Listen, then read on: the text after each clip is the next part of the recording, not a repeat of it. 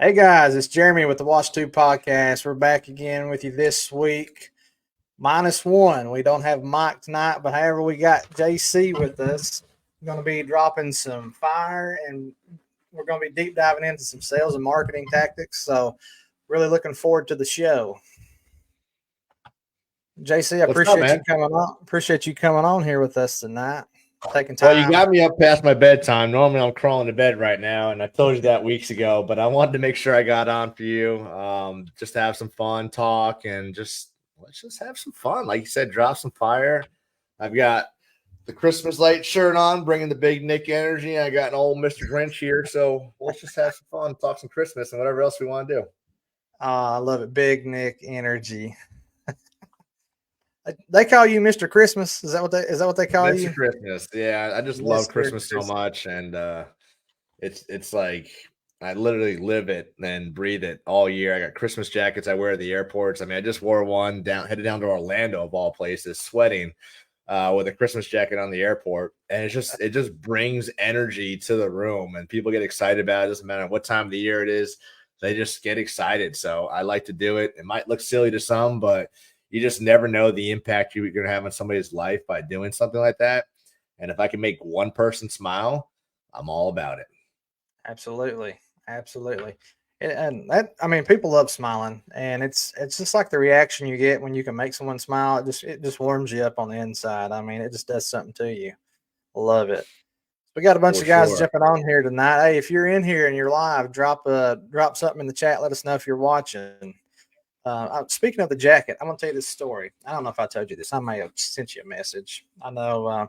So I seen the jacket, and I joined the Chamber of Commerce like back in November, maybe it was October, and so I joined it under my wash business. And this is when I decided to do Christmas lights was in December or in November. So this was the Christmas Chamber lunch in, I guess you'd call it. So it's all party and games, and everyone's just having a good time. So I was like, man, what can I do? What can I do to stand out? And I was like, where is JC getting these jackets at? And I was like, I'm just going to go to Amazon. I don't know. And I went to Amazon and I found one and I ordered it. So I was like, all right, I'm going to get me one of these because I know I've seen you with one. I think I've seen Pat with one. I feel like I may have seen one another one, but just mainly I know I've seen you two in these jackets. So I ordered it. My wife thought I was crazy. She's like, you've lost your mind. You're not going to wear that out, are you? I said, yeah, I'm going to wear it out. She said, why? I said, because everybody will look at me and talk to me. And you know what happened? I showed up to that chamber. I showed up to the chamber with that shirt on, and I felt like people were breaking their necks looking at me. They're like, man, I love that jacket. Where'd you get that at? Who are you? What do you do? And I was like, oh, yeah. So it was a great conversation starter. And Oh, plus, everyone absolutely. they loved it. Yeah, they've got this power breakfast, they call it. They do it every quarter, and every quarter that I go to it, I wear the brightest, most loudest jacket. And I'm talking, you got like the mayor, city council, lawyers, doctors, business suits, dresses, you name it. They're all in it. Then there's me, bright, bold Christmas jacket. And I Yeah. don't give it's just like I want to be a bold statement when I walk in that room so people recognize me. And like it's all about building the brand out. And literally everywhere we go, people recognize me like you're the Christmas light guy. That's what they say. Like you're the Christmas light guy. So you got to be the unicorn. I say this all the time. Like be the unicorn, set yourself apart from everybody else because you want people to remember you. With the industry that we're in, it's just so what's the word? Just saturated. There's so many different companies out there. How are you going to set yourself apart from everybody else? They all have the vehicles, they all have the business cards, they all have uniforms. But I'm going to do whatever I can just to be the trendsetter so people recognize us and they say, you better call the Patriot guys. That's right. Oh, they know who you are. They see that, they're like, oh, that's them. That's JC. He's got Patriot. Yes. And you also got a wash company too. Is that correct? Yeah. Cape Fear Pro Wash is actually the reason. I mean, we started everything 2009 when I was in the Navy. I separated, left New York, came to North Carolina, and I was actually going to start a lawn care company. I love doing lawn care. I love just getting on the mowers and just riding around, cruising, getting sunburned, getting bit up by fire ants, but it was exciting. And this is back before Facebook, and I was on the forums, and I started doing some research, and actually had to pull out a yellow page. Still had those back then, but there was like so many landscaping companies down here in North Carolina. there was only a handful of pressure washing companies, and then only like one or two like authentic roof cleaning companies. So I pivoted and I went to a couple of the PT State and pressure washing friends and did some research. And my first pressure washing setup was actually a Fat Boy Bandit from Bob at Pressure Tech. And we just did all soft wash. And so 2009 is where it started, evolved from, and slowly grew it over the years. But the problem was like 2009, I started. 2010, I said, "Hey, I'm going back in the Navy." I went overseas for a year. I went to Dubai, Fujairah, and then I came home and moved to New York till 2014. So those 3-4 years I was gone. My dad was running the company, but it was more like if somebody called, he'd sell the job and go do the job, not really run the company, but he was there. So it's pretty cool. He kept the name alive. And then 2014, I came back down to North Carolina, went full-time Navy again, still had the pressure washing on the side. 2016, I went to the UAMCC, I think it was, yeah, event in Charlotte, North Carolina for pressure washing. I remember seeing the Christmas light sign there, and that's where the magic happened for me. So 16, I started hanging lights. 19, I branched off to Patriot Elimination, and really 19 was like the pinnacle, like where everything changed. I went full time. We talked earlier about full time Navy. I was making $72,000. Half of that was tax free, full benefits. I had a good life, but it wasn't the life I wanted to live. So I left the Navy full time, went full time pressure washing. I got on the phone with Pat Clark, and I watched Pat for years. He was doing everything I wanted to do. Like, why could he do it, but I couldn't do it? And he graciously got on the phone. He's like, "You ever heard of Sales Boost?" I'm like, "No, Pat." He's like, "You got to go to Sales Boost at my shop in 2 months." I'm like, "Good. Ticket bought, done." He's like, "You ever hear of Conquer?" I'm like, "No, what's Conquer?" He's like, "Conquer coaching, sales, or mentorship. Join the group and I'll be your coach." Done. Like, didn't even hesitate. Didn't think about it. Didn't say, let me just see if I can afford it. I was like, if Pat is telling me to do this, like, it's gold and it's going to be successful. And we grew $220,000 that year just by doing those two things and starting to implement things. And then just slowly grew it over the year. I mean, every year for the last 6 years, we've had year-over-year growth, except for last year on the pressure washing side. But it's just been a fun adventure, man. And I love getting on shows and talking to incredible entrepreneurs like yourself. And you got a great audience just chiming in here. Like, everybody's chiming in here. Ding, ding, ding. It's pretty cool. So happy to see everybody here. I want to have some fun tonight. We're going to give away a ticket to Sales Boost. So we'll figure out how we're going to do that. I don't know. Maybe everybody comment Sales Boost in the comments and we'll like do a drawing at the end. Is that cool? Can we do that? Oh, absolutely. Hey, go ahead and drop Sales Boost in the comments, and you want to stick around to the end. That way you find out who the winner is. Guys, Yeah. this is a unbelievable value. I'm telling you, like, you just heard what Sales Boost done for him. And so now he's giving away a free ticket to someone in the group, someone on here tonight. So please go ahead and drop Sales Boost. Oh, here it's coming. It's coming in. I see it. Everyone's dropping. Yeah, and I like giving back. I'm very humble. I started with nothing like most of us. I didn't have a trust fund or anything like that. It was just my father and I. Went to the school of hard knocks and just did real hard things for a long time, made expensive mistakes over and over. And like most of us, we've got that mindset of like, well, I can't afford it, or that's not for me, or, only I can do this. And once we let that go and realize, like, if you're a pressure washing or window cleaner, roof cleaner, Christmas light guy, you've probably seen some successful guys out there. You've seen them on Facebook. You've seen them at the shows. You've seen them speaking. And then you're probably thinking, like, I want to be that one day. I want to be the Pat Clark. I want to be the Tommy Mello. But the problem is, and I've seen it for years because I've seen guys that started when I started still doing the single solo operator, chucking the truck deal. And I'm like, what's going on? And they've got this mindset. It's like, one, they just blame everybody else. They blame the economy. They blame employees. They say nobody wants to work. Nobody can do it, the way I want to do it. And I had that mindset too many, many years ago. And once I let that go and figured out, like, I need to build and empower a team to do the things together so we can grow this company and have the same vision, and want to grow personally and professionally together. That's when it really started happening. And again, sales boost. Pat taught me how to increase my average ticket, increase my closing percentage, and deliver packages and bundles. So immediately after I left sales boost, my average ticket went from like around $300 to almost $900 instantly. Like I didn't think that was possible. Nobody wanted to pay me $900. I tell myself all the time, but I had the mindset and the confidence leaving there to automatically increase my ticket price. Like, Yep. you know, we were probably doing 9 or 10 cents a square foot for a house wash.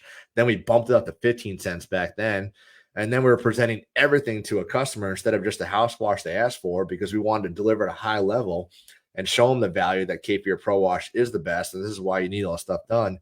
But going to these events, it will change your life if you go there with the right mindset, an open mindset, and actually take what you hear and implement it rather than saying, this is stupid, it's never going to work. Well, if it was stupid and never going to work, then you wouldn't see guys out there like Wesley Bloom, John Carmerzin, Ramon Jones, like all these other guys out there just blowing up and just doing all these successful things.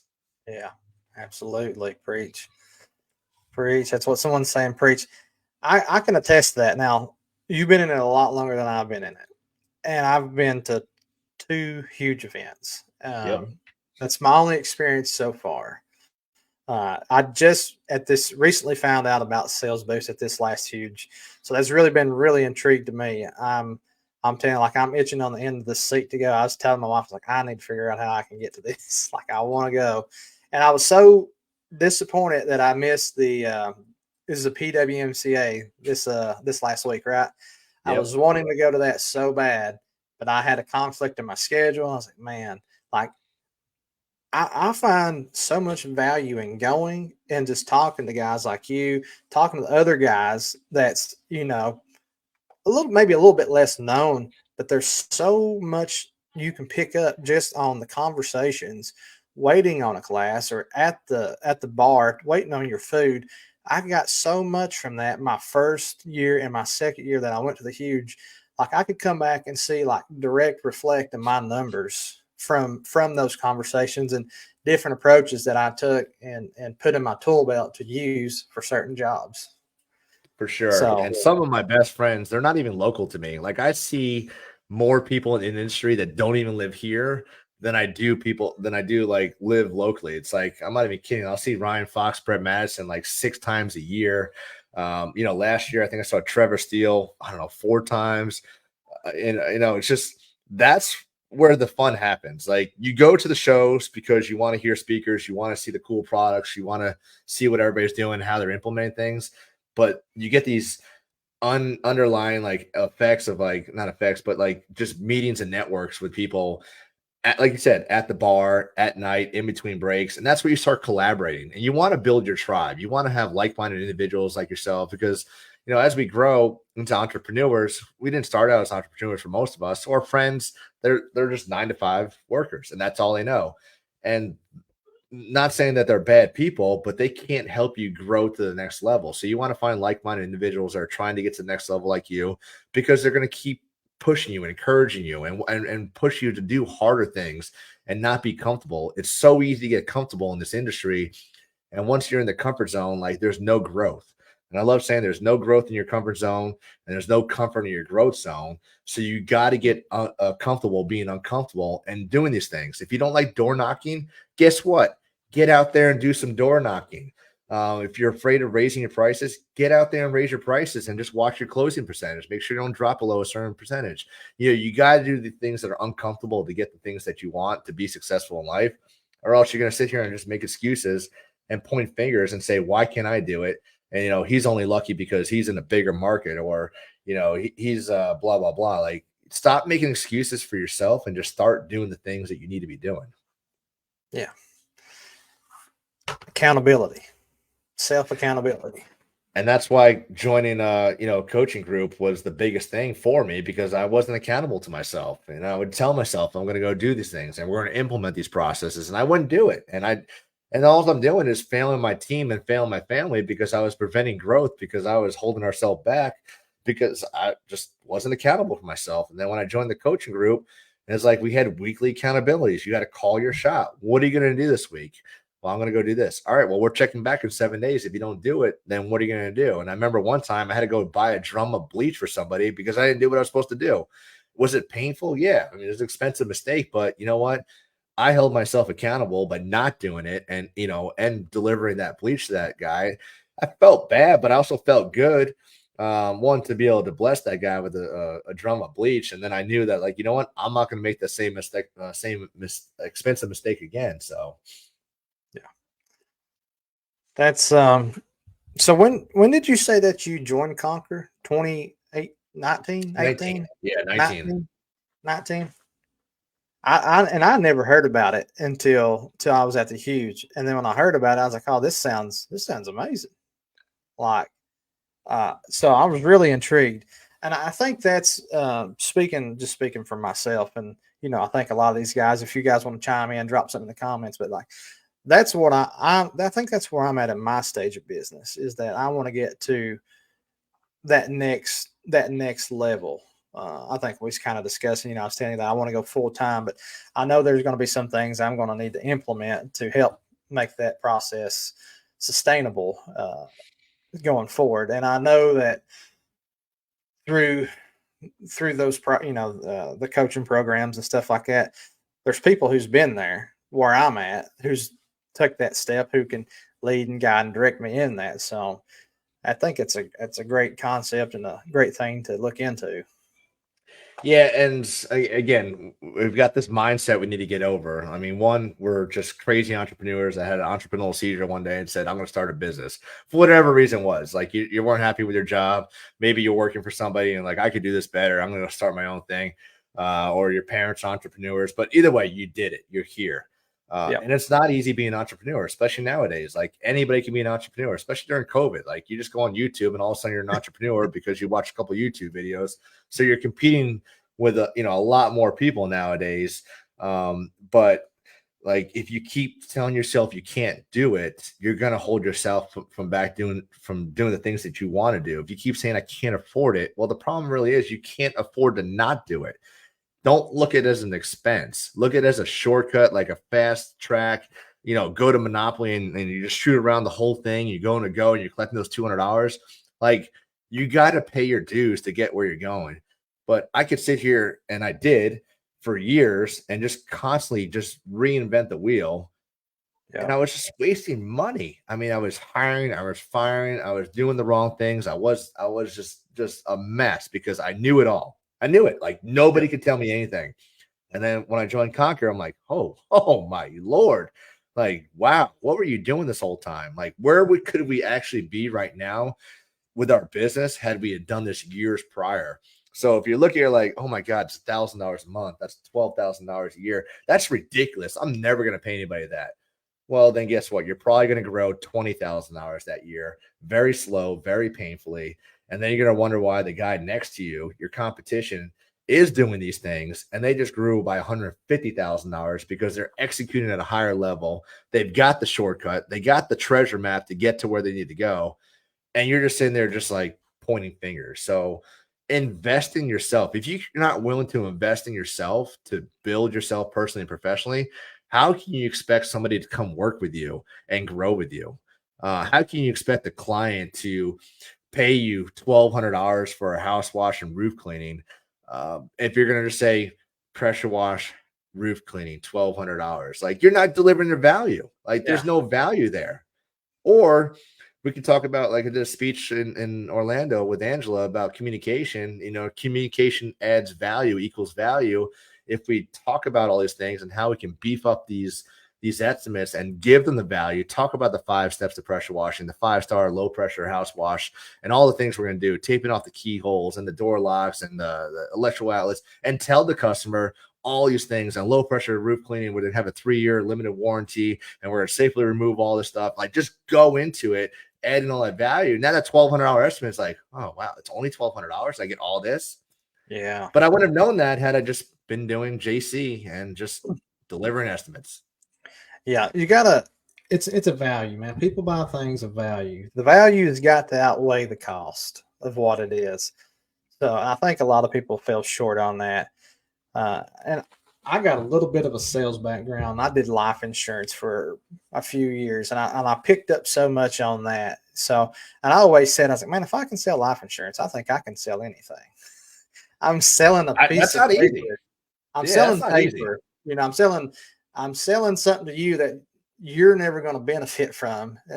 It's only for those left behind, right? So it's a promise, but you got to show the value in it. Like, and that's just what I'm saying. Like, yeah, little Johnny's going to get his school paid for. He's going to have a paid off house or this and that. So, and then like once you start mentioning those things, it's like the price is really not even the objective anymore. Yeah, So absolutely. same way with the house wash, it's like what you said. We do like a 1 year warranty on our house washes. So, and there's stipulations like you can't. We're in the mountains, so you can't be like backed up in a hole surrounded with. You get 3 hours of sunlight a day. Like that's just not Right. going to work. But and people find value in that. So it makes me Absolutely. stand apart from anybody else. Yeah, and that's what sets us apart on the the Christmas light business with Patriot Illumination. Like the value that we give our customers, we talk about so much and we just repeat it over and over and over. And that all starts with the initial phone call. When they get the phone call, they feel like they get excited. Like they don't realize it, but they're about to spend at least $2,000 with us. But they probably thought they were going to spend $200. So you got to deliver that value. And that all starts with the initial phone call. I love in-person estimates. I, Oh I think yeah. you're doing yourself a disservice by not doing in-person estimates. So you need to figure that out. And that's one thing that I learned with Sales Boost. Like do in-person estimates. People want to see you. They want to know that you're there. They want to know that you're, in it for them. And it's hard just to do an over the phone estimate and say, "Hey, Jeremy, we're gonna wash your house, but I can't see it. And if anything else comes up, we'll just add more to the ticket, or that's not going to be included because we didn't tell you about that because we didn't show up and we didn't want to do, give you some value by and I get it. I get it, guys. Like not everybody can do this. It's not easy as an owner operator to go out and do all these, and I'm not expecting everybody to change it right away. But once you see the value and how fast you can increase your average ticket and closing percentage by doing this stuff, like life's good. And if I'm doing an average ticket of $300 or an average ticket of $900, there's a huge difference on how many jobs I Oh, need to do a week at that point. absolutely. So speaking of that, I can attest to this because um, I track my average ticket every year, just that way I know, right? So I remember these numbers are going to be very close. First year, uh, really not knowing what I was doing, I had an average ticket of like 540. That did like 65 jobs that year. Next year, did like 103 jobs, and the average ticket, was like 723 or something like that. And this Good stuff, year, bro. and what I know is my first year, I didn't do there again. I was learning like people, oh, you do online estimates, you do over the phone, you do in person. So I did a mixture. And the second year, that went up, almost it went up right at $200. And I implemented a little bit more in person estimates. And then last year, it went from like 720 to over $1,000. And Hell yeah. I did about 85 to 90% of my estimates in person. So this year, I'm trying to do every one of them in person. So, like, I've got 5 in person estimates tomorrow. So, and I will probably close 4 out of the 5 in person. Yeah, absolutely. So, You'll immediately see the results. Because again, if I did a virtual estimate, am I really delivering a lot of value to that customer? And I know many, many successful companies out there that do virtual. So I don't want to say you can't be successful doing that because I know you can. But yeah. as you start out and grow your company, it is so important to get out there, shake hand with the customer, talk to them, find out, what's going on with them. Because if you're doing two things while you're there, hopefully you have a wrap vehicle, you have a nice uniform, a name tag, something like that. So now you're like getting some marketing going because your vehicle's driving through the neighborhoods. The neighbors are seeing it. They're all out there poking, like, what's Jeremy going on out there? Like, what's he getting done there? Is he getting a new roof? Oh, he's got a pressure washing guy. I need pressure washing. Then you walking around, you give them a lookbook or give them something to see some work, some examples. And they called you for the pressure washing, but they didn't know that they needed dryer vent cleaning or the roof clean or the gutter clean. So you're like, let me just walk around your house, Jeremy. I'll show you some stuff, or let me get an estimate together and I'll present everything to you. Then you go back. Hey, Jeremy, I know you wanted just the pressure washing estimate, and I see that your house is dirty, and we're going to talk about that too. But while I was walking around, I noticed that your gutters were dirty. Your sidewalk is getting a little grimy. It's a little slippery because it's rainy out there, and I'd hate to see for somebody to trip and fall. So I want to just give you all the options that we can offer you and give you a bundled package so we can offer a discount. We're here. We're going to do the house washing. Why not give you a discount, add some value to that? This way you don't have to worry about calling us back out here in 2 or 3 weeks when you realize that, something else going on. Like, you just threw all this stuff at the homeowner. They didn't realize that their roof was dirty or it could be cleaned. They thought it had to be replaced. They didn't realize the dryer vent was dirty. They just figured that the dryer is broken. They just figured that the concrete's always going to be slippery because that's what it does when it gets dirty. So by presenting all this stuff to them, you're like, here's package A, here's, good, better, best, whatever, how you want to do it. And then give them discounts, 5, 10, 15%. They get excited because now they feel like they're winning because they're saving money. You don't have to go back 3 times to do 3 different services. And now you guys just locked in a $1,200 job, and they can spend the day there and go on to the neighbor's house next door and do the house wash. Oh, yeah. You're better off to make more money in one location than the same amount of money in 5 locations all day. Route density. When I hear guys in the washing, more in the Christmas light, I can immediately tell that they have a low average ticket. I mean, I've talked to guys and they're like, yeah, we did 900 jobs this year. And right away, like, I don't even have to hear anything else. I'm like, what's your average ticket? And they're like, $600. And they're all excited about it. I'm like, ugh. I'm like, so you do 900 jobs at $600. I did 350 at a $2,000 average ticket. Which one would you rather be doing? Like, I'll take the 300 all day long. I'm not about quantity, I'm about quality and having a higher gross on that average ticket. Yeah, absolutely. Real quick here, before we dive even farther deeper into this, I just want to address this question here. I spoke with JC about this before we got on, and I meant to do this at the beginning, but then I just got carried away with the show. So, hey, we call this the worst podcast ever. So hold me to it. But so Blue Line, can we address the elephant in the room that's not in the room? He is about the size of an elephant, or at least he thinks he is. But the Fresh. So Mike, if you're still on, Mike was on a few minutes ago. Mike is not with us tonight. He has a family situation. I think we addressed that a little bit last week when he was talking about his brother-in-law. His brother-in-law had a heart attack last week. He's been on life support, and tonight they are making a very difficult decision to remove that. So he is there with his sister and the family during this difficult time. So if you're the praying type, please pray for Mike, pray for his sister, pray for the family, the kids. We greatly appreciate that. So sorry I didn't address this quicker and sooner, but I saw that comment and I didn't want to let it pass by before we started getting a little bit deeper into the packages and stuff. So that's why Mike's not here, even though he is commenting in some of these forums on Facebook. So we appreciate you guys and just pray for Mike and the family.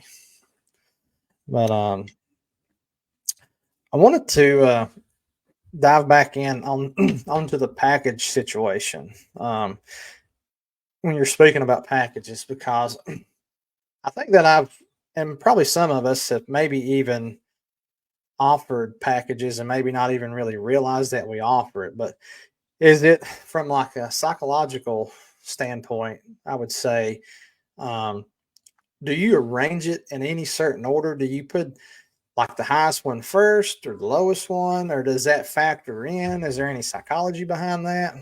Yeah, I like to put the highest one first. We want to shock them, but show them the max value and then bring it down. I'm going to talk more on the Christmas light side of things. So I hope you guys don't mind any more washers, but like I am heavily involved in the Christmas light business, not so much the washing, but I get really excited about washing lights. But we want to show them everything, show them everything's available. And another tactic that I learned from Ryan Lee with Landscape Lighting Live. Landscape Lighting Secrets is the price marinade. So, if you have a good idea and you're pretty good on your numbers, and you go up to a house and you can just spit out a number and try not to get this wrong, but tell a customer like, oh man, this is going to be like a $3,000 job. But let me just walk around your house and I'll get some information for you to get back. So now they're stewing on this saying $3,000. Like, good God. Like, why? Why is it going to be $3,000? And then you come back and like, Jeremy, got some good news for you. Like, it's not going to be $3,000. It's actually going to be only $1,800.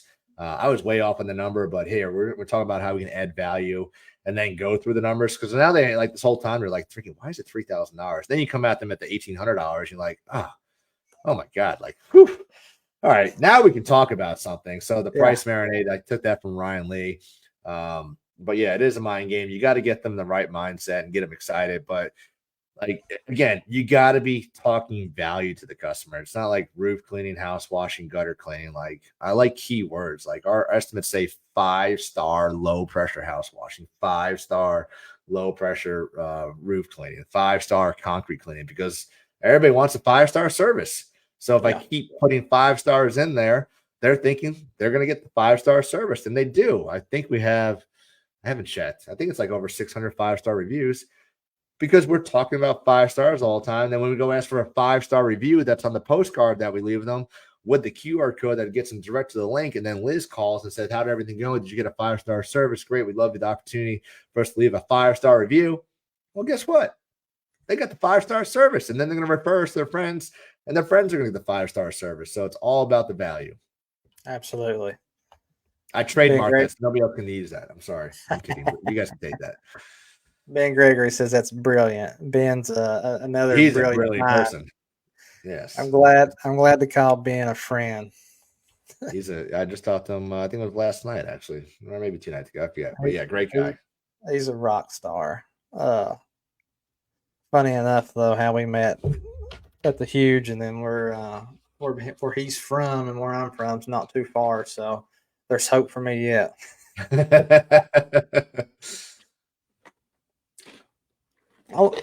So I like that terminology, and I think a lot of people don't think about that. They just go out and I think they talk technician minded instead of sales minded toward people and the terminology and stuff. Yeah, and have fun with it too. Like, everybody does good, better, best, silver, gold, bronze, A, B, C. Like, have fun with it. If you're like a sports fan and your local area's big sports team, do that. Like, we're on the coast, so we have like the Anchor, the Coastal, and the I don't know, the Ocean Spray or something like that. Like, it doesn't have to be black and white when you're doing this. And our estimates and our emails, we're fun people. Like, we are the fun company. I'm a funpreneur, as I tell everybody. If I can't have fun doing it, I ain't doing it. Like, I don't stain, I don't seal, I don't paint. I suck at it and I'll never want to do it. So, like, everything we do from the second that they get the phone call, like, we got the happiest person answering the phone, like, all the time, always happy.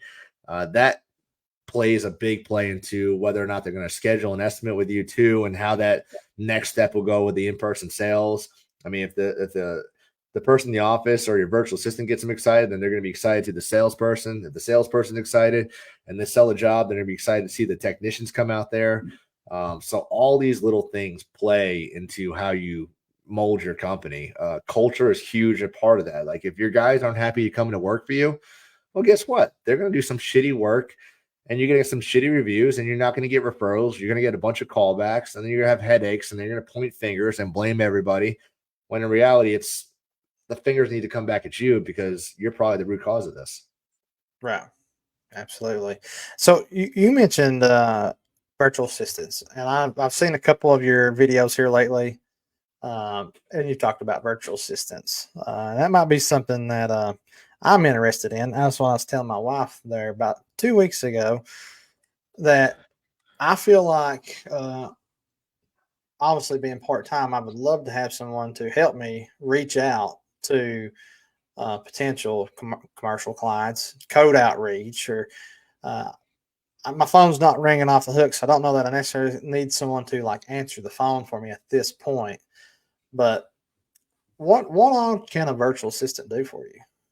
All right. So first question: are you the only person answering your phone? Me, yes, Okay. So when you're out doing your full time job, who's answering the phone? I do. Like while you're working though? Yeah, So you get every phone call? I get so the only time I do not get a phone call if I am in legit in a patient's room that's on a ventilator and I'm doing something, I don't. That Ah, is that has happened. It has, but it doesn't happen often. okay. Uh, Well, that's good. That's good. All so, right. but So yeah, I'll straight up walk out of a room. I don't. I mean, like this is business. Like, like this the, job ain't forever, but this hospital, customer's yeah, the forever. hospital ain't forever. This is that might as well be the part time job, but All right, but so no. this is I what I mean, want everybody that's listening. I want you to think and I want you to be honest because I was yeah, there. I was the owner operator. I was washing. I was doing the estimates. I was doing the invoicing. I was doing the train. I was answering the phone. I was on the roof trying to juggle a phone while doing a roof cleaning, while yelling at my father, probably firing him from the roof because he wasn't listening to me. I've done it all. Like I started at ground zero, just like y'all. And I just want to think simple math. Like I'm not a great mathematician. So you've got some incredible numbers. So I'm not going to use you as an example, but okay, let's just say your average ticket was $500. All right, because I don't want to think big because you had some big numbers. I can't do that much math right now. And let's say your closing percentage was 50%, which is typically low. But again, I just want simple numbers. So for every 4 phone calls, let me get the 4 there, right? We're going to close 2 of those jobs because we've got a 50% closing rate. And if each job is $500, that's $1,000. So for every 4 phone calls, we're likely to close $1,000 of work. Does that make sense? yeah, Pretty simple math. All tracking. right. Um, Now, if we're out on the job, we're the owner, we're the operator, we're washing. We don't hear the phone because the pressure washer's running. We're talking to the customer, the homeowner. We don't want to just say, "Hey, I'll be right back, Mike. We're gonna go talk to this customer that's calling because he's more important than you. I just completed this job." That call's going to voicemail. Yeah, So for every phone call, 4 phone calls that we miss, that's an opportunity of $1,000 because we're going to call them back. But if they're like me and I call a company and I get a voicemail, I'm not going to leave a voice message. I'm sorry. Like you didn't answer the phone, I'm going on to the next person. Or you try calling them back and they're busy, they don't answer the phone. So not only did we paid for the marketing because we had some type of ad spend, whether it's Google, Facebook, yard sign, door hanger, vehicle wrap, whatever it is, there's some type of money sent in unless it's a referral. So for every 4 phone calls we're missing out on $1,000, and that's just the simple math. Hopefully, we're missing out on more than that because we have a higher closing percentage and a higher average ticket. right. But to have somebody answering the phone like a virtual assistant, like we have one that started with us in October, we don't miss phone calls. And if we do, we're like immediately calling back because both the phones are ringing. But we eliminated a lot of that opportunity. And I like to tell everybody when it comes to a virtual assistant, they can do everything that you need them to do within your office except for physically moving paper. So they can do any type of admin, work with your CRM, emails, invoicing, estimates, social media posting, building out SOPs, building out policies, follow ups. I've got an inbound outbound caller. She will build out a database for multifamily properties within a 3-hour radius, and then she calls every single property. And we got like all the stuff in the database: the name, the address, the property manager, the number of units, the number of buildings, the number of floors. So we have all the stuff built out, and then she'll follow up with them with an email, thanking them for their time. If they need any extra services, let us know. So it's so endless on the amount of work they can do, but it's more important like how much time can you buy back to focus on the higher level things that you need to be focused on. You don't need to be responding to emails if it's basic emails. You don't need to be sending off invoices. No offense, like the admin people, that's just a lower level task, like a $15-$20 hour task that you don't need to be focusing on. You need to be focused on the $250-$300 task to be going selling some more, to be training somebody to get on another truck to get that rig going. Whatever it is, those are the tasks that you need to be focused on. So that's why it's important. Again, stop thinking as an expense, thinking about how much time I can buy back to build my company and grow my empire versus doing these things. Because let's face it, owner operator, you're working 8-10 hours a day out washing, then you're doing estimates, and then you're following up with emails, and then you're sending off invoices. You might have tucked Timmy into bed and said goodnight. Your wife probably hates you at this point because you're just burned out and never have time for anybody. Been there, done that. I remember my kids saying we're on the beach one day and we had to leave midday so I can go do a house wash. She said, "Dad, you work too much." And it was true because I was doing everything myself. Yeah. I just stole so much time from my family and from myself because I had to do everything myself, I thought. It does feel a bit overwhelming and disappointing at the same time. Just along what you just said is I'm in that position where I'm doing all the estimates, I'm doing all the calls, I'm doing all the washing, and I still work another job. But like on my days off from the hospital, I'm washing, 3, 4, 5, 6 houses a day, coming in, trying to send out estimates, sending invoices, asking for reviews. So it gets just a little bit overwhelming sometimes because I'm like, did I send that? And there's been months or there's been times where I've not sent like an invoice for like a month and a half. And I'm like, how did I forget to do that? Like I didn't mark the work order completed because I didn't mark it done at the job because I got a phone call and I forgot to do that. And I'm sitting here wrapping my head around it. Yeah. So imagine you worked your shift at the hospital, and then you did your washing, and you came home and you put your phone down and you got to enjoy life for a minute because you knew that the invoice got sent off. You knew the email got followed up on. You knew that you sent out an estimate 3 days ago and you haven't heard back, but somebody did follow up with them and ask them with a text message, email, or even a phone call to see if they're ready to go ahead and schedule. Like, how much better would your life be that if that stuff was taken care of and you're not going to sleep like, shoot, did I send off that email? Oh, yeah. And then you pull out your phone, you got to go look at it. And it's like, now your brain's racing again. Like, what else did I do today? So if you had that accountability, like the coach, somebody working with you, that's why I love the virtual assistants. I mean, you can get them very affordable. And they're absolute rock stars. I've got 4 or 5 of them, I forget. And they run circles around most American staff. I mean, they want to work with you. They want to grow with you. You don't have to worry about looking over their shoulder if they're going to do things. Like, they will help you build out systems and processes and SOPs. It's just so incredible, all the things they can do. But the problem is, again, it comes back to that mindset. Like, I can't afford them. I can't do this. I'm not ready to hire. What if I can't get the jobs? Well, the problem is you again. If you do it and you hire, the work will come. You'll start closing more jobs because your files will be better. You won't have to worry about AR because the invoices again sending daily. They're asking for the reviews. They're doing all the things that you don't need to be doing. Yeah. No, that makes plenty of sense. It's almost like, in a sense, you can't afford not to have them, instead of looking at it from a cost expense. I mean, I know it's a cost expense, but what's it costing you not to have someone to help you do that? I mean, it's another person in business with you, pretty much. It's what it seems like. Yeah, so I'm going to put in the comments the company that we use, and we have 4 of them. Sure. I think it's 4 of them now. Unique Genius, Yes. Virtual Assistants. It's so incredible. And here's the other thing too. When you try and go and hire somebody, let's think about this process real quick. If I want to hire somebody, what are some things I got to do? I got to write a job ad. I got to post it on Indeed, Facebook, Monster, whatever it is. Then I got to review all these resumes, filter out through all the BS. And then I got to schedule interviews. So if I'm scheduling an interview, that's taking away time from production. And then I got to do the interview. Then only 2 of them showed up out of 10, and none of them are qualified. So then we got to do it again. With a VA through Unique Genius, pretty cool. They do all that work for you. You call them up and say, hey, this is what I'm looking for. I need somebody to do social media, inbound, outbound calls, and work my CRM. Perfect, Jeremy. Let me get back to you. We're going to find somebody that fits your best Unique Genius.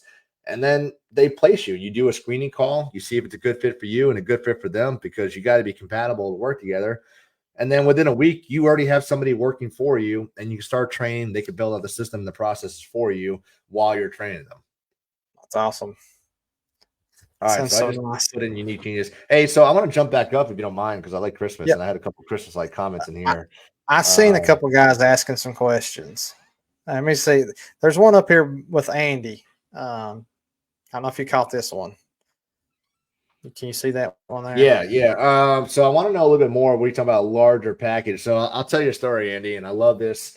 And this goes for anything, whether you're doing washing, concrete coatings, or well, I really don't know a whole lot about concrete coatings. So I won't even talk about that. But Christmas lights, it took me years to get a lot of our commercial clients, and it was years of no, no, no. And I love no's because no means I'm coming back and I'm going to talk to you until you escort me off your property because you're going to be my customer one day and I'm going to prove to you we have the best value for you. So I went back to this customer and she's like, JC, you know what? Just call me back in a week. We'll schedule a time and you can give me an estimate. And I went to this property and they had some Christmas lights on their property and it was hideous, absolute horrendous. And I went and I met with her and we'll call her Sue. And I was like, Sue, I was like, why, what's the reason why you guys have lights on here and nowhere else in the building? I didn't say those lights look like shit and you should stop doing this. I just asked the question. And they're like, well, this is what they recommend, blah, blah. So I was like, all right, well, this is what we're going to do. And she's like, by the way, you can give me an estimate, but there's no way they're going to approve more than $9,000. I'm like, perfect. Great. So I provide the estimate well above $9,000 because I don't want to give them what they asked for. I want to give them options. I'd rather them tell me no, just like the packages and the bundles. Don't give them what they asked for. I'd rather them tell me no and see what's available to them than them not knowing and feel like they got gypped out on something because they didn't know. Like if I did a Christmas light job and only gave a roof line, they didn't know we did REITs. Well, why didn't you tell me we did REITs? Well, I'm going to tell you everything we do. So I ended up giving a $17,000 estimate that got approved, and we've done it for the last 5 years. So as you're building these packages out, find out what their budget is. It's so important to try and figure that out. They usually won't tell you, but sometimes they might. And always go above and beyond the package and let them know, like, look, I understand your budget was $9,000, but I wanted to give you some options. Maybe you like the wreath, maybe you like the tree, maybe you like the ground lighting better. I just wanted you to see the different options available instead of it giving you exactly what you want. Because once they see it, then they're going to want it. And they're not going to say no. They're going to be like, well, let me see how we can move some money around and make this work because I want those. I want the lights. I want the wreath. I want the garland. I want the roof lighting. So always over deliver on these estimates to your commercial clients, even your residential clients, because you just never know. And if we assume they're going to say no, well, then you're selling yourself short. Yeah, I've learned to never assume anything about my customers.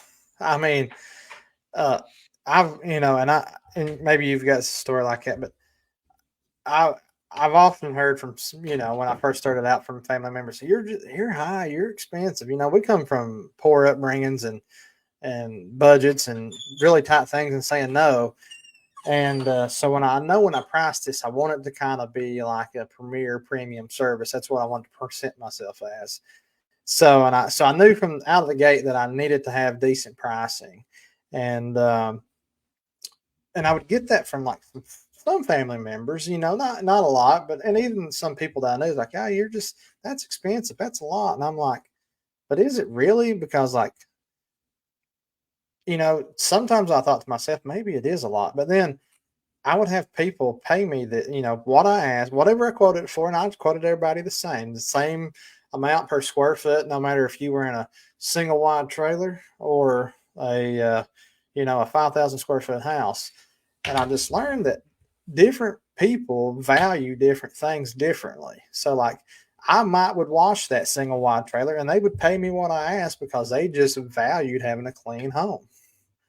And then, there's those 5,000 square foot houses that wouldn't pay me what I was asking because they thought it was too expensive. So it's just, I've just learned it's like you don't judge a book by its cover, and it's a lot like that in sales as well. Yeah, and I'll just fun story about that. During COVID, I bought a Christmas light company out and went to do these houses that he had. And I went to a single wide trailer that had I done the estimate for this customer, I would have just said, like, there's no chance. Like they can afford this. This lady loved Christmas. She had a $1,200 Christmas light job in her house that took us 30 minutes to do. But she loved Christmas and saved $100 every single month throughout the year to put those lights up because it brought her joy. Yeah. And if I just immediately said, like, ha, and it's the same thing like the other ones, like, let's go to the mansions. Like, oh God, it's gonna be a good one. They're gonna get like $8,000 in this house. And then I present a $5,000 estimate, and they're like, oh man, I thought it was gonna be like $300. Like, that's too expensive. So yeah, just don't sell yourself short. Absolutely. While we're speaking on Christmas, Dylan's got a question about how do you handle packages for Christmas lights? He gets it with washing, but not holiday lights. Dylan, come to Sales Boost and I'll show you everything, buddy. I'm kidding. I'm kidding. No, same thing, man. Just again, you have different options. You have roof lighting, you have wreath, you have garland, you have ground lighting, you have bushes, you have spritzers. Whatever you're gonna sell, you don't need to sell everything. Break it up, and if they, I like to do our. We've got 3 packages. We've got the Grinch, the Buddy Elf, and Clark Griswold. The Grinch is going to be a roof line, a wreath, and their columns. Buddy the Elf will be roof, wreath, garland, ground lighting, and columns. And then the last package, the Clark Griswold, is where we add all the minis, because the minis I can't stand and it takes a lot of time to do trees. So that's how we break it out, is those 3 different options. You can do it however you like. You can do, front of roof and side of the roof, or front of the roof and do the gables and the ridge and do stuff like that and add stuff like that into the options. Whatever works for you. Nice. I like those package names. You said the Buddy Elf, the Griswold. Clark, yeah, the Grinch, Buddy the Elf, and Clark Griswold. Grinch. I love it, man. Nobody wants to be the Grinch. So nobody wants to be the Grinch. Nobody. That's good marketing, man. That's good. That's a good play on words, psychology. No one wants to be the Grinch. I love it. I don't tell them that. They tell me that. Oh, they think that. They think that. That's good. That is good. Let's see here. I was trying to see if there was a couple more questions. Let's see. Thanks for sharing your knowledge. Absolutely. I'm telling you guys, he's dropping some really good value here. I hope you guys are picking up what he's putting down. Let's see. I don't know if I missed it. Oh, here we go. Here's a good question, JC. I don't know the answer to this. I don't know if you've seen this. Do you do any coaching? Yeah, absolutely. Actually, something I've been kind of doing for a little while. I've got Beyond the Bulbs, which is like a mastermind group that I'm a part of with Brett, Ryan, and Brett Madison, Ryan Fox, and Matt Hyden with Clippa. So I do that. That's a fun mastermind group for Christmas lights specifically, where we do monthly meetings and kind of like just a high level group where we just talk about Christmas lights year round. Because here's the thing with Christmas lights, most guys get all excited. They hang lights October, November, December.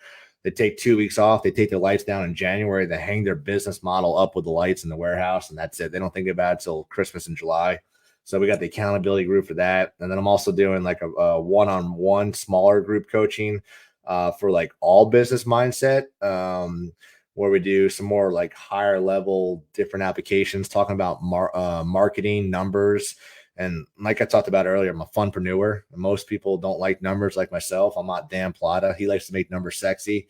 I just didn't like numbers, but now that I can have fun doing it, we can start realizing some things. So here's like a little piece of fun I like to do is like grab a yard sign at your office and ask your team, like, how much is this yard sign worth? And some of them might say like $15, $10, $30. And you got to know what your average ticket is. But no, like for you, you said your average ticket was what, 1,200? Jeremy, what was it? Just a little over 1,000 with washing. So, yeah, so that yard sign is worth $1,000, right? Because if it's sitting in your shop, it ain't doing nothing. Nobody's calling it, but you're putting it out there. That's $1,000 opportunity right there. Yeah. So we got to have fun understanding those things. We need to understand like all these metrics, like how many phone calls does it take for you to actually book an estimate, and how many estimates does it take for you to convert that estimate into a customer? And then what is the customer acquisition cost? Like, how did you get that customer? Was it a yard sign, door hanger, referral? Like all these things that we don't think about, because I like to say we don't know what we don't know. We get down and dirty and start talking about it. So it's actually fun. And then you like start gamifying things and you're like, holy cow. Like I've been doing this wrong the whole time. I've been spending $1,000 EDDM and I got no ROI, but I, do a couple $100 on door hangers and yard signs. And that's my best generator of ROI. Yeah. So the coaching that I do with everybody is like understanding the numbers, understanding those metrics, and pretty much everything that Conquer gave me to grow my company. Again, it's a shortcut to success. We could sit here turning the wheels every single month and you're like, oh, that's too expensive. I can't afford it. But again, if we can increase your average ticket and your closing percentage right away by implementing things and adding value, communicating with your customers better, understanding our numbers better, now your gross profit or your revenue is going up, your net profit's going up, your capacity is going up. And then that number that you talked about that you said was too expensive. Now it's like, shoot, I wish I did that sooner. Absolutely. Absolutely. Ben's got a good question here for you. I don't want to skip out on this one. I think I know the answer to this. Every day. Now. Every day. And I've that's the heard thing. you say it now. And I ask this question all the time, every single year to everybody. And I just did it. It's like a month ago. I asked it in a bunch of groups. I'm like, when do you start marketing? And I've heard July, I've heard September, I even heard October, which really made me laugh because like we're balls to the wall October installing lights. And here's the thing, like, especially for commercial clients, like you can't stop marketing to them. They just don't know they need your services. They don't even know you have services available to them, but they want it. And they have budgets, and most of their budgets are done in October. So if we're trying to market to them in September the following year, well, their budget's already depleted. There's no money left over there. So if you start hitting them early, January, even December after Christmas, I don't care. They're still working. They don't take the whole month off. Just getting out there so that you can make them aware of your services and, let them know you want to be a partner and, just growing their Christmas experience for their customers, their residents, whatever it is. But, you'll see a higher return on commercial marketing now versus residential, but it doesn't mean you can't get residential clients asking for estimates, especially if you're offering incentives to try and book now. So just out of curiosity, do you, and this is just totally come to my head, and I don't think, do you do like offer a payment plan, like a subscription model for Christmas light customers?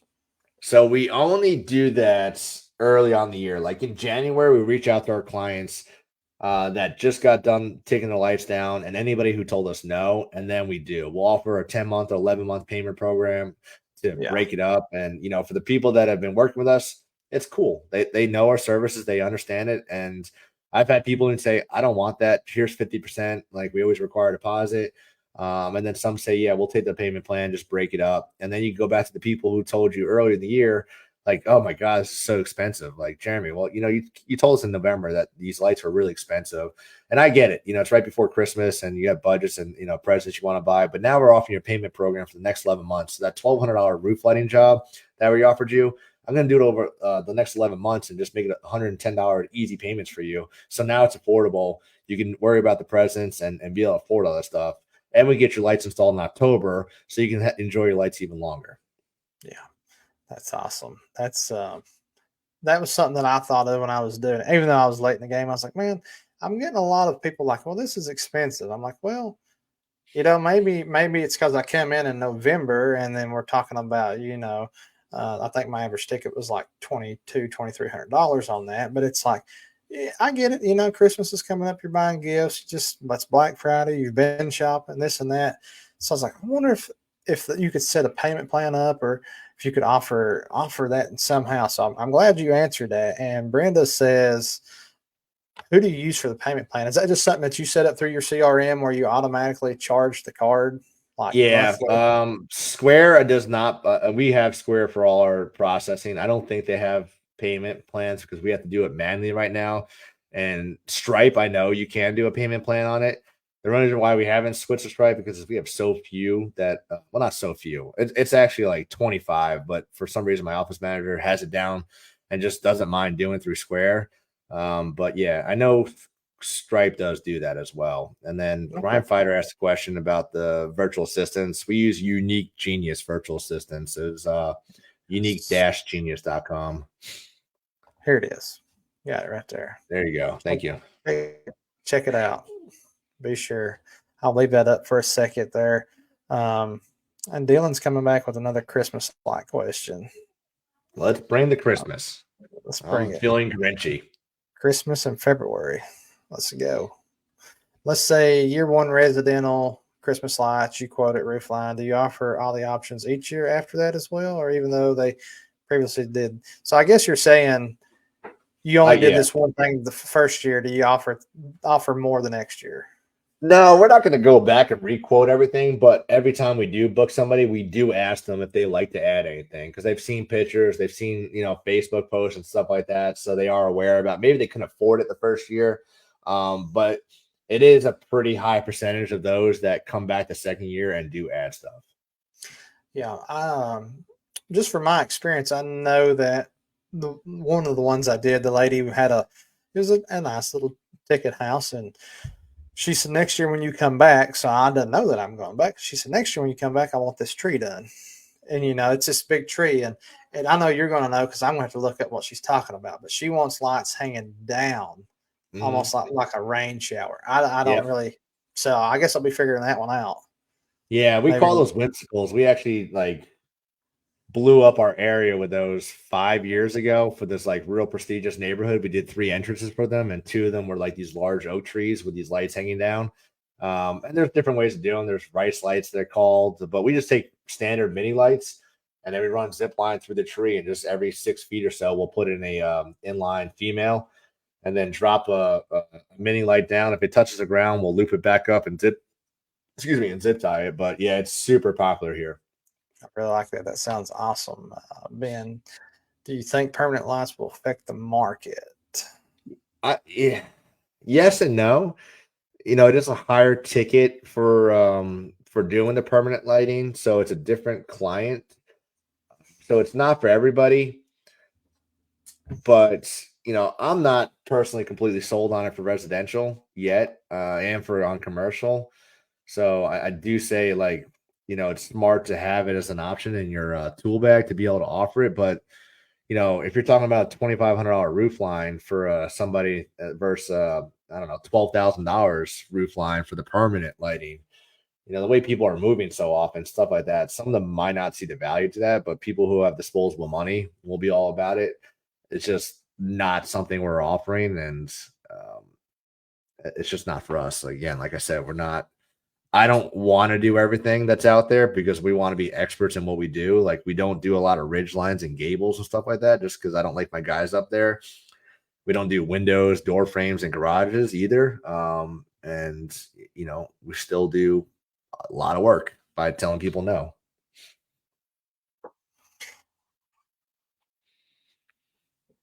Do you do a lot of trees? Yeah, I have a love-hate relationship with trees, especially earlier on in the business. It's the fastest way to lose a lot of money with underestimating trees. Because if I go look at that tree and I say that's a 7 mini tree and it was 12 minis Yeah. plus 5 minis that I underestimated, 5 times 50 is $250 that I shorted myself on that. And I'm not going to go knock on your door, Jeremy, and tell you, hey, I screwed up, so pay me.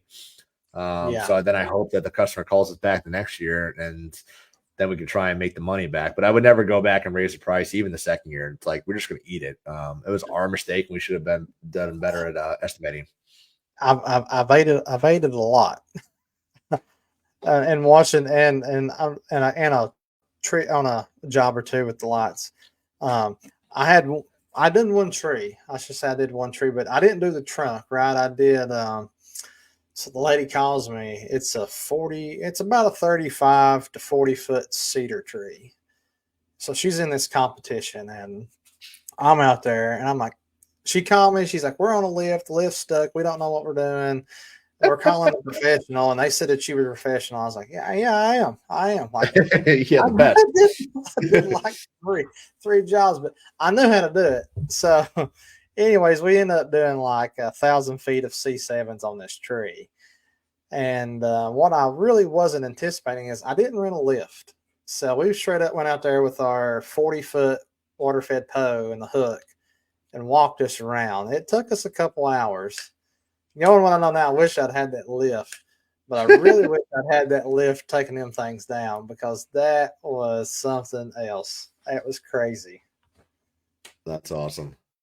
Yeah, I'm sure JC, you got your own lift, right? Yeah, we do have our lift. I don't use a lot on trees, and I'm so lazy, if you will. I don't know the word lazy. I guess spoiled that I do have a lift that I'll pull a lift out on jobs that I don't need a lift, but I've got the lift. I'm just going to use it because it's sitting there. Yeah. So it is nice to have that thing available. And I'm getting Yeah. older. Like there's jobs that I did 5 years ago that I just don't feel safe walking on anymore. I'm not as nimble and I'm a lot more brittle than I was. So it's just a nice peace of mind that if we don't bid the lift on the job and then we get there, we're like, well, this is going to be a lift job today. We just go hook it up real quick and knock it out. Yeah. One thing I've learned that cougar paws are my friend. Pitch hoppers are great, and I love the goat. Oh yeah, the goat's the boss. And I'm a pretty big boy to be on a roof. I go about 280, so that's a whole lot of weight walking around on me.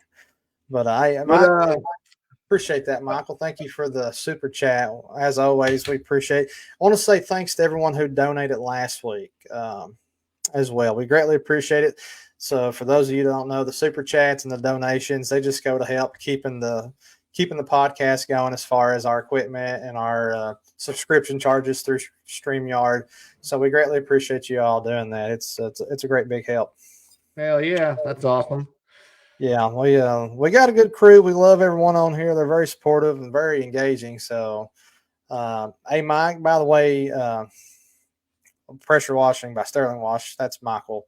If you want to know what happened, where the fresh is, go back about to the 25-minute mark. I addressed it in there, 25 to 30 minutes. I talked about it. Mike's okay, but if you want the spill, I won't get into that again. Check that out about the 25-minute mark. Let's see, guys. Did we miss anybody's questions? I think that's it.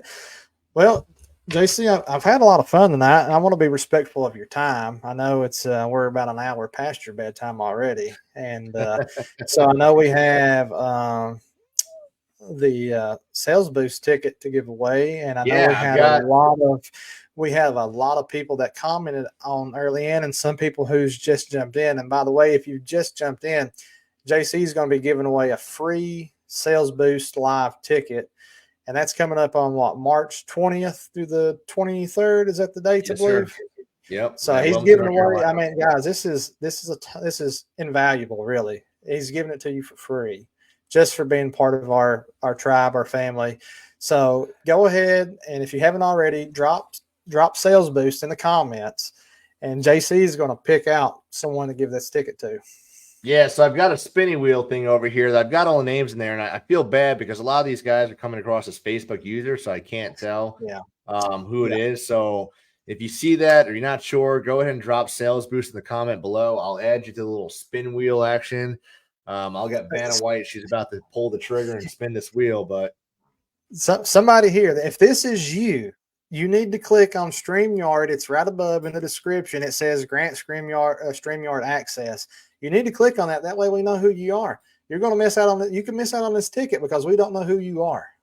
So we'll give it just a second, give you a second and do that. Now, this is invaluable.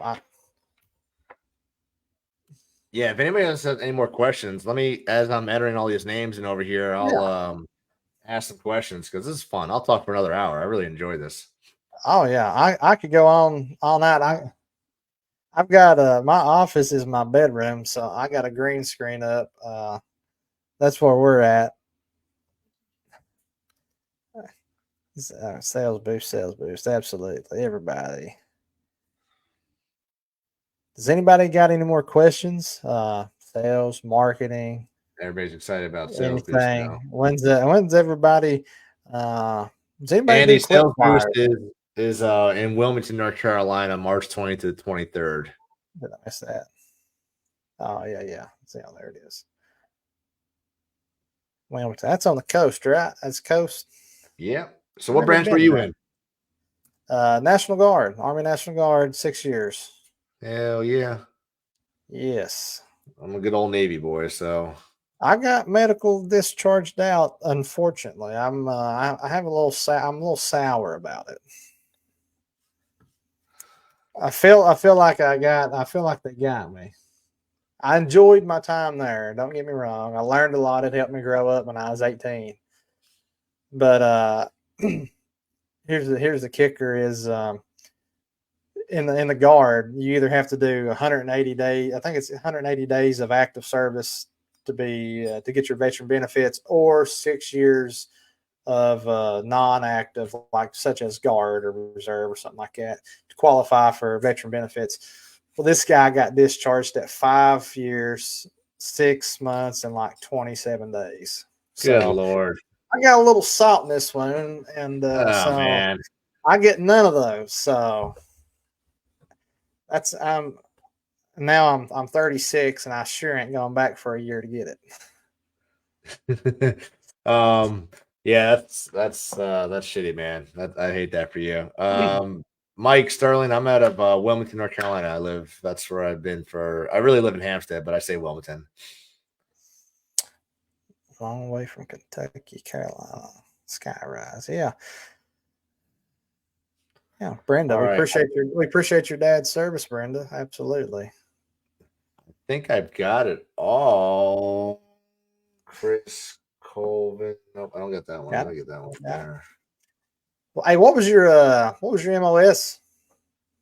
I was security, so I actually went to boot camp as a nuke because my recruiter suckered me into because I was good at math. I lied to you guys earlier. I really do like math, but I like to dumb it down. Yeah, I went to nuke to boot camp as a nuke, and then the moment of truth, they bring the nukes and the special warfare guys up to a special room, and they said, "All right, we know what you're lying about. And as soon as we find out, we're going to kick you out of the military. So if you don't tell us now, you're going to get a dishonorable discharge." And I was like, "I need some more paper. Like, I got warrants." Like, I went through all this stuff, speeding, traffic tickets, debt, marijuana usage, you name it. It was in there, and they're like, "You're not going to be a nuke."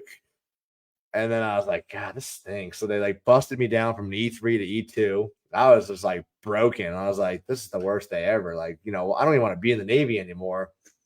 And I was such a stud going in there. Like from day one, I just signed. And like my recruiter, my RDC, they loved what I did. I took charge. I was the master of arms for the division. We were honor guard. We are like the head of the head. And as soon as I told them that, they're like, don't worry about it. We're going to honorably promote you or meritoriously promote you the day you graduate. And we'll bump you back up to E3. So I was like the only person that I know that got bumped down from E3 to E2 in boot camp and then promoted a month later. Oh, that's good stuff. But you're getting ready to get out, though, right? Yeah, that's a long story, but yeah. It's a long story. Story for another day. Yeah. Yeah, it's an honorable discharge, but it's been a long time coming, so I'm happy to get out of here. Nice. All right. Nice. I think that's everything. If you would, is there any way to share my screen and we can do this? That's a good question. let me see if I can do this. I might just be able to do it without you. Hold on. Okay. Boom. Boom. All right. If you just go ahead and enter that in, maybe you can jump in and see it on the bottom next to my picture. Oh, let me see if I can add that on there. There we go. All right. Hey. This is everybody that I found in there. So if you're not on here, I apologize. Just reach out to me. I'll give you a cool discount. If anybody does want to go and money's an issue, like I truly mean this from the bottom of my heart that Sales Boost changed my life, and I want to make sure everybody has the opportunity to get there. And I get it's slow for some people right now. So like, if you want to go, if you want to have the same success or the opportunities that I had by going in 2019, like reach out to me and we'll figure something out to get. I'm not going to give you the ticket for free, except for the lucky winner right now, but we'll figure out some way to get you there, because I promise you, once you leave there, like your life will change like I did, as long as you implement these things. All right, you ready? I'm ready. Let's go, guys. Somebody's life's about to change right here. This is. All right. I'm pumped. I'm excited, man. Let's go. Free ticket to Sales Boost goes to Derek Gregory. Derek Gregory. Woo-hoo! Yeah, let's go. Derek Gregory, where are you at, my friend? Congrats. Congratulations. And I'm trying to see, was he a Facebook comment or a that was a lot of comments. Yeah, there was. Congrats. Let's see. I wish there was a way I could just type in his name and find him.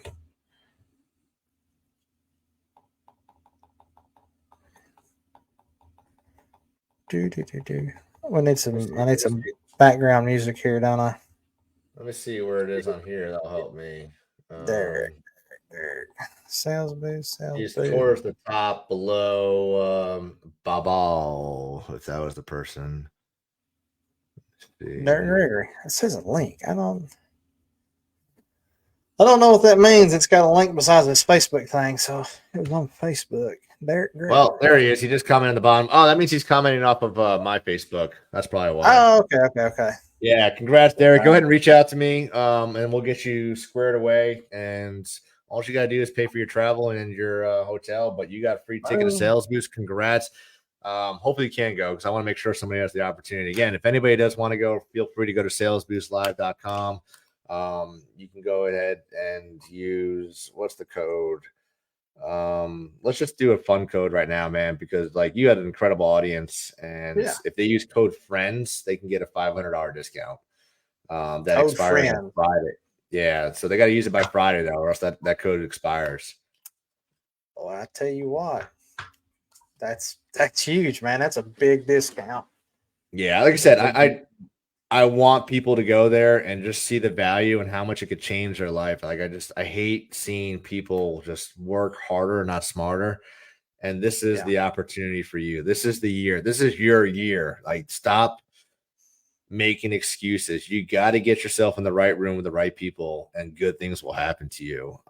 But you're not going to find that just by sitting home and blaming everybody else and just saying why. Like you got to have this opportunity. You got to do it. Again, 2019 changed my life because I got a coach and I went to Sales Boost, and I just wholeheartedly know for a fact that I would not be where I am right now.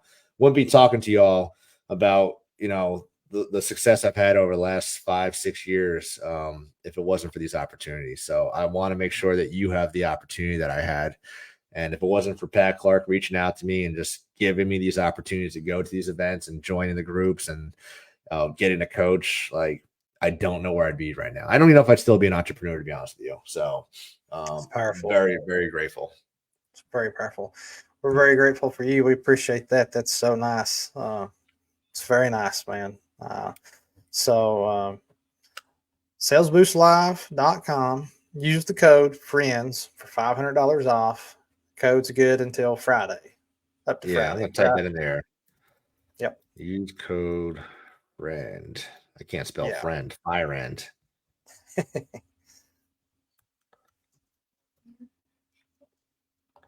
we go. All right. Well, I thank you so much. Yeah. Thank you. We greatly appreciate it. Thank you for coming on. Thank you for delivering value upon value, man. We're so thankful. This has been a fun one. Hey, Mike, we did it. I did it without you, Mike. It's all right. We survived. JC Carey. And then if anybody needs, wants some more information, feel free to reach out to me on Facebook, Jared Chanowski. If you want to know more about the coaching opportunities, I'd love to talk to you. If you want to know more about Beyond the Bulbs, help grow your Christmas light company. Again, it's like you have to invest in yourself and stop looking at it as an expense. It is money, but it's an investment.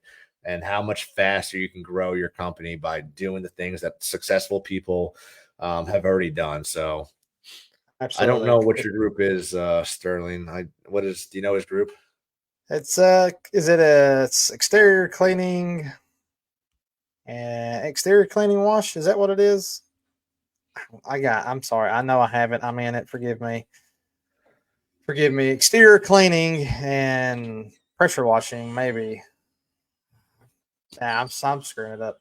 By the way, I fixed the name. I got the Y on the end of the name. Nice. I know. I saw saw the video earlier, and I guess Trevor did the same thing too. Put an I instead of a Y. Yeah. It was two people in one day and I haven't had that in a long time that put I. And I'm kind of laughing at Trevor because he knows me pretty well. I'm like, dude, like you just stared at my Facebook name and wrote it down, and you still put a Y there or an I there. It's like, and then as I'm talking to him, I see your post. I'm like, I had it. I typed it in. I had your profile. I was like, all right, I'm typing it in. I won't want to mess this up. I'm not putting Jared. I'm putting JC. And then sure enough, I was like, God, I thought I had it. And there it was. Dang on, man. I even had it. I love it. We appreciate it, guys. Salesboost.com. Use the code FRIENDS for a $500 discount. Ends Friday. We appreciate it. JC, thanks for delivering the fire. By the way, as always, we always end this show in a prayer. JC, it's kind of how we do things. And if that's okay with you, that's usually what we'll do. And tonight, if you got a prayer request or anything like that, drop it down below. We're going to remember Mike and his family in our prayers and thoughts. And there's nothing wrong with the name Jared. Jared. That's what I was laughing I at. know what that is. Yeah. Appreciate it.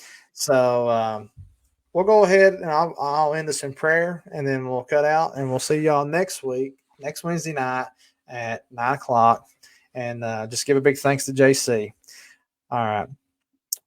Father, we come to you in prayer tonight. We ask, Lord, that you'll lead, guide, and direct the hospital staff, the doctors, and the teams during this procedure and stuff, as they make the decisions that they need to with Mike's brother-in-law. Lord, we pray for his sister. We pray for Mike. We pray for the family. We pray for peace and comfort, and just during this time of sadness and loss. We pray for all of our other brothers and sisters out there who may be going through similar things. Lord, we ask that you'll just wrap your arms around them and give them that peace and comfort, Lord, that you can give like no other. We give thanks for another day. We're very thankful for your son, Jesus Christ, who died for us, that we could have everlasting life, Lord. Lord, I'm just, my heart aches for those out there that are struggling tonight. I pray for my brothers and sisters as the warmer weather comes, Lord, that they'll find strength during this time, Lord, that their business will be blessed, Lord, that they'll get out and they'll hustle and they'll bring honor and glory to you during this, Lord. We thank you for all that you do. In Jesus' name I pray. Amen. Amen. Beautiful. All right, guys. Peace. We appreciate you guys.